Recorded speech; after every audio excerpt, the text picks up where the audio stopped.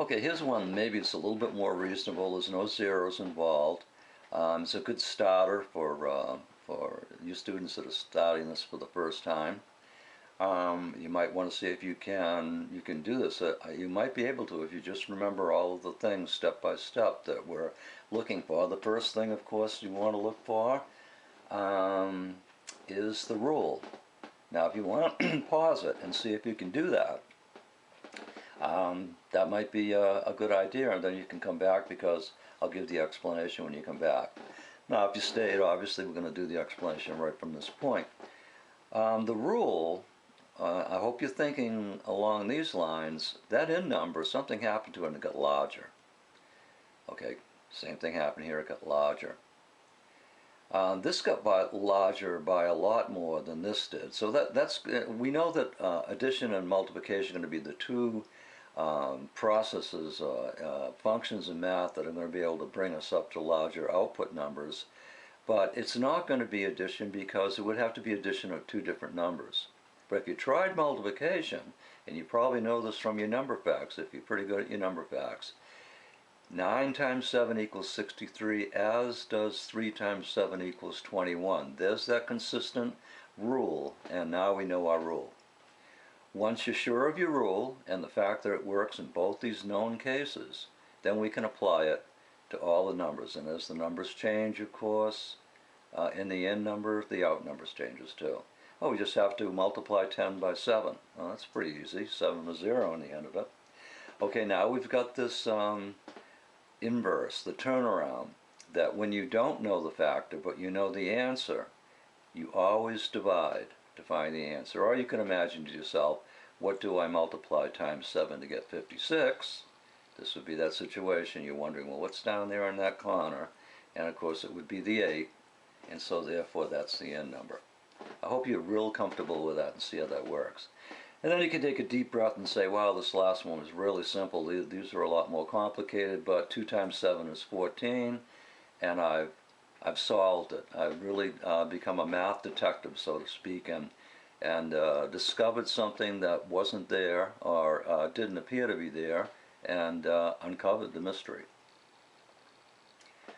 Okay, I keep on reminding you of this, and it's just something that you need to think about. The in number, combined with the rule once you know it. Nice that they give you the rule ahead of time, but that's the first mystery that you must solve. It makes a number sentence, and another word for number sentence is an equation. And the out number becomes the answer to that equation. So something happened to this and it became that. Something happened to this and it became that. What do you think it is? Well, the rule would be divide by 60. I've just shown divide by 60 in two different ways. It could be subtract something, but I'm sure you can see that if we subtracted a number from 360 to get 6, it would be a different number than we subtracted from 240. In fact, it would be even bigger than 240. So the subtraction is out, and divide by 60 is what really works here. Again, I've made it a little bit more difficult by putting the numbers with the zeros on the end, but it's good practice to work with those. Let's see how it worked. 360 divided by 60 equals 6, and we know this because 6 times 60 would bring us back to that dividend again, or the product. Same thing here. It has to be divided by 60 because 4 times 60 equals 240. 4 times 6 is the 24, and then the extra 0. Okay, that being said, and that's the case, we just have to plug in the in number to the rule. What is 4,200 or 4,200 divided by 60? Well, 42 divided by 6 is 7. We know there's a 7 here. How many zeros is going to have to go into that missing factor for it to come back and equal a number with 2 zeros? And of course it's going to be 1, so it's going to be 70 and the 0. 7 and the 0. Okay, and now here's the situation. We know the answer to the division problem. We know what we were dividing by, the divider, but we don't know the big number that we started off. Remember, that's just the product of these two known factors now. So if we multiply those two numbers together, and there's our answer. What do you think? You think you can do it? well, here's another one. Give it a try, and come back and see how you did.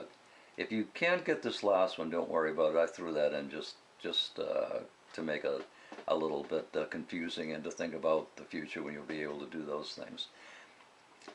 Okay, if you're back, what's the rule? Well, I bet you said, this is easy. I've got it made. It's got to be times 4. Numbers get bigger. They don't get bigger by adding the same number to these, so only times 4 will get you from in to out.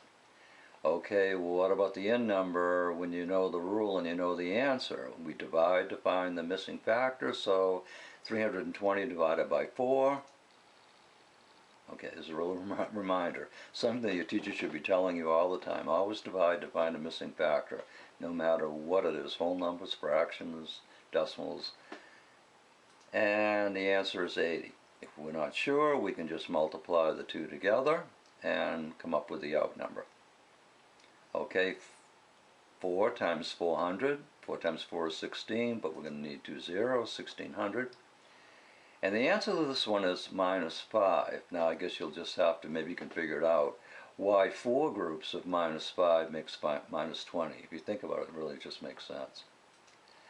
Okay, well that's going to be the end of this video on in and out boxes. It's going to take us on to bigger and better things, but before you get there, remember, if you understand and if you don't, watch the video again, and then practice a lot, and then you're going to have mastery. And once you have mastery, it's sort of like riding a bike. No one's going to take it away from you. So, good luck.